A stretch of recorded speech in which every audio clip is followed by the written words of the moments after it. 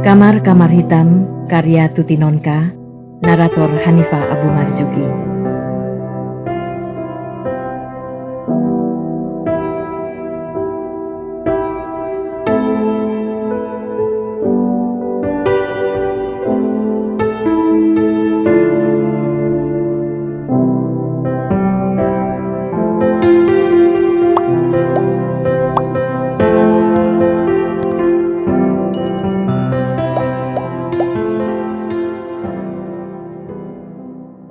Tentang ibu. Burhan menghela nafas. Memang berat bagimu. Tetapi seperti sudah kukatakan, aku tidak bisa berbuat lain. Erna, Tiwi maupun Ratih tidak bisa menerima ibu karena keadaannya masing-masing. Erna, anaknya masih kecil-kecil, sedang dia sendiri juga bekerja di kantor. Tiwi tentu tidak mungkin membawa ibu yang sudah tua dan lemah ke Medan.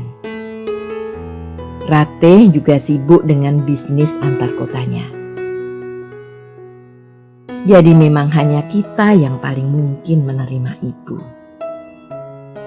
Selain kau tidak bekerja di luar rumah, anak kita cuma satu dan sudah besar. Itu kalau dilihat dari segi baiknya. Tetapi kalau mau dipikir sungguh-sungguh, kalau adik-adikku memang ingin dan bersedia menerima ibu, tentu bisa saja. Mereka cuma tak ingin, tak mau repot-repot mengurus orang tua. Dan aku, bagaimana mungkin tega melihat ibu ditolak anak-anaknya? Kalau kita juga tidak bersedia menampung ibu, berarti ibu harus tinggal sendirian di desa, padahal kondisi kesehatannya sudah sedemikian lemah. Apakah bukan kita semua yang akan jelek di mata orang lain? Lebih dari itu, bagaimana perasaan ibu sendiri kalau keempat anaknya tidak ada yang mau diikutinya? Biarlah adik-adikku dengan sikapnya sendiri-sendiri. Kita tidak usah membandingkan diri dengan mereka.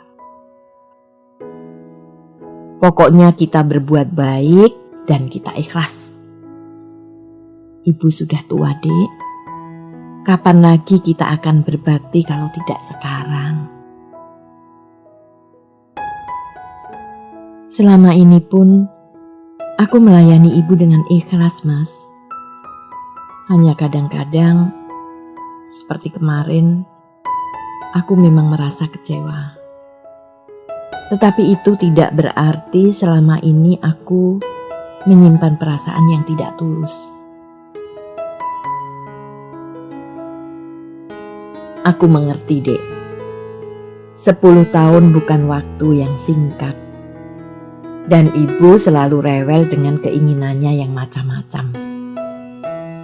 Seperti setiap orang tua juga, ibu selalu menganggap dirinya paling tahu, paling berpengalaman, dan oleh karena itu paling benar.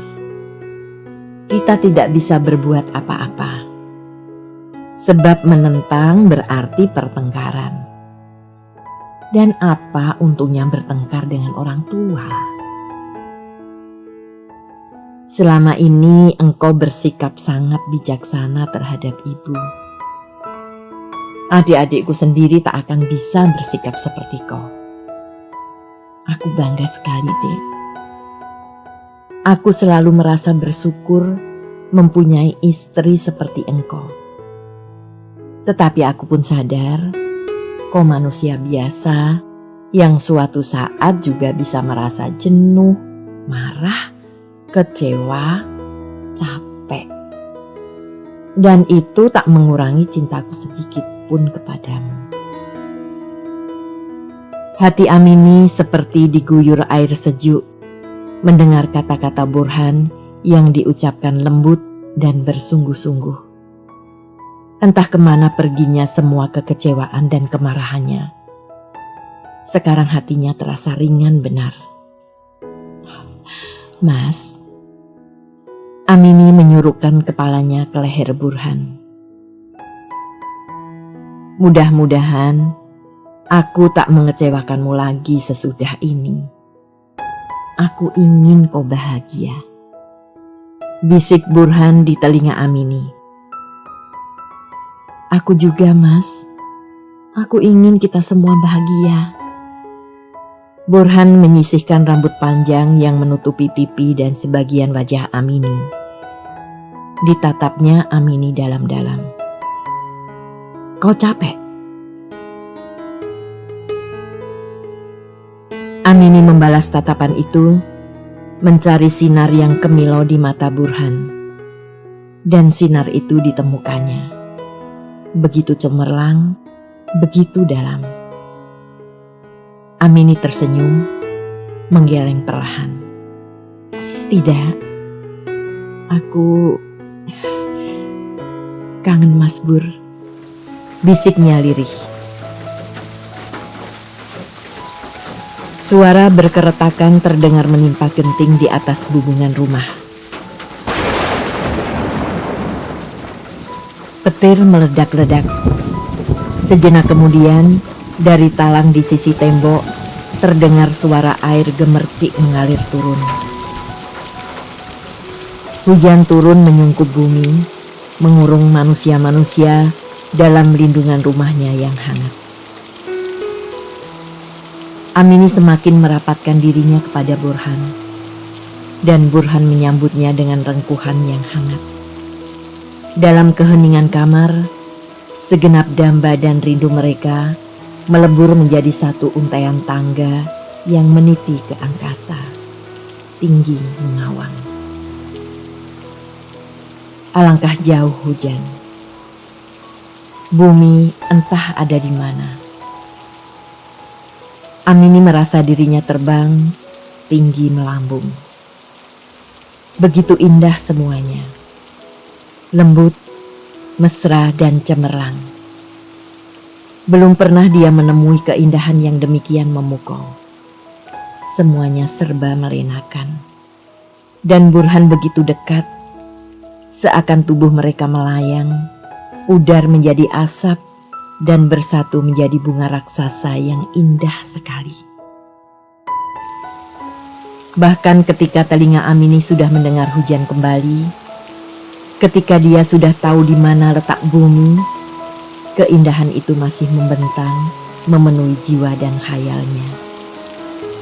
Ingin dia menggapai Burhan, menghaturkan terima kasih dan bahagianya.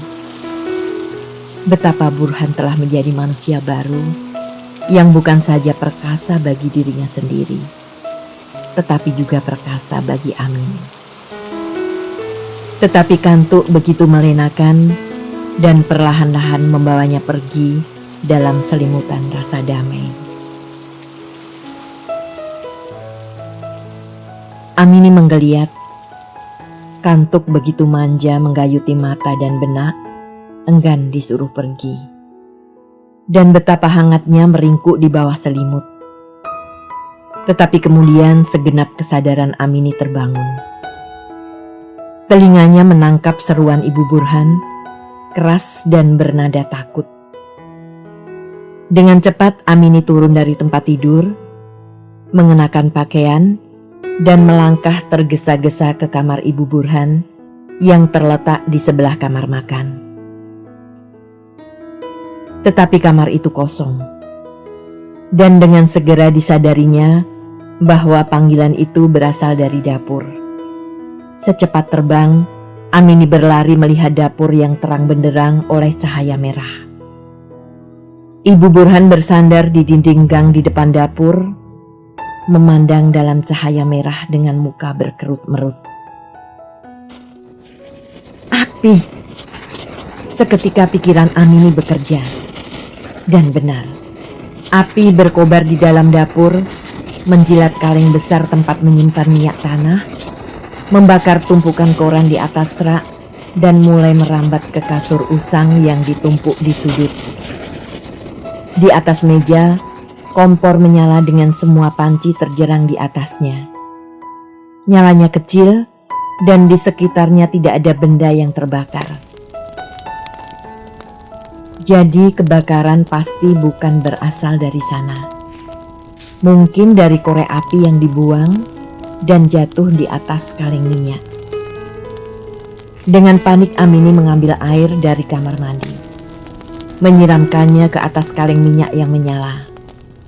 Lidah api hanya meliuk sedikit, lalu berkobar lagi seolah-olah tidak peduli.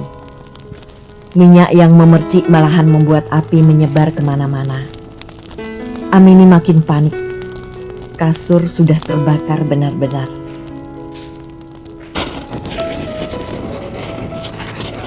Api, tolong!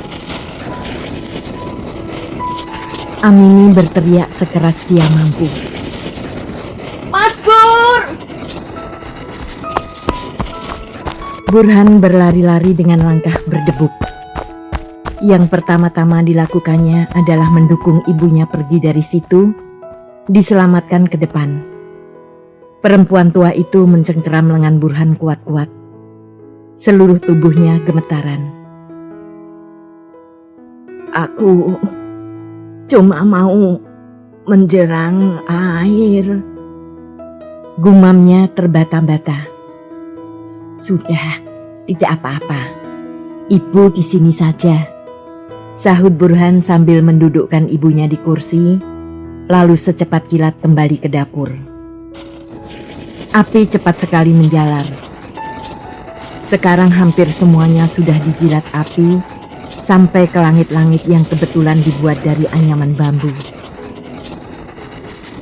Amini terduduk di lantai gang, tidak mampu lagi berbuat apa-apa. Pergi, minta tolong ke tetangga. Burhan berteriak. Aku akan menyingkirkan barang-barang yang mudah terbakar. Seperti mendapat kekuatan baru, Amini berdiri dan berlari ke pintu. Tetapi rupanya tidak perlu lagi pergi, sebab pintu kayu itu sudah digedor-gedor dari luar. Beberapa orang berteriak minta dibukakan pintu. Tetangga berdatangan. Suasana hiruk pikuk dan dicekam rasa panik. Ember-ember berseliweran membawa air. Batang-batang pisang ditebangi dan dilemparkan ke api. Tetapi api sudah terlalu besar, sudah menjalar ke bagian-bagian lain.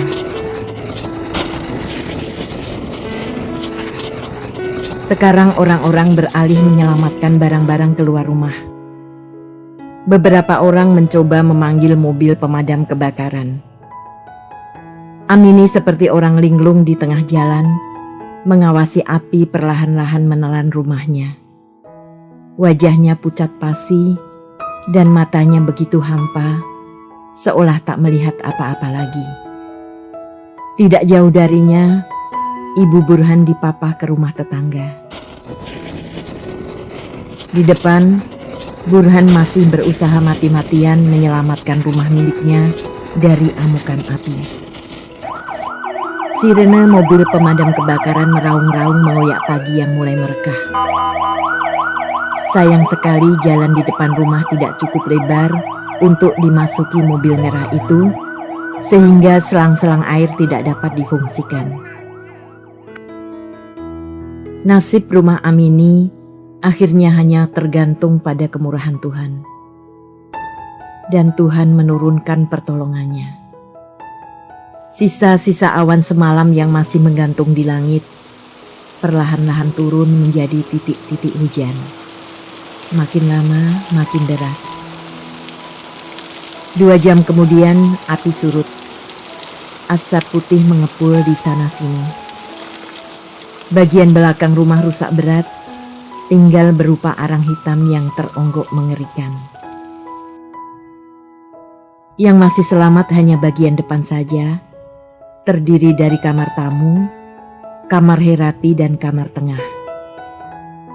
Dapur, kamar mandi, kamar makan, kamar Amini dan kamar Ibu Burhan hangus termakan api. Barang-barang yang sempat diselamatkan pun tak seberapa banyak. Yang sabar dan tawakal saja, Jeng Am. Rumah terbakar biasanya akan melipatkan rezeki. Seorang tetangga menepuk bahu Amini dengan wajah bersimpati. Orang bisa saja menghibur. Amini tergugu dengan mata kosong menatap puing rumahnya.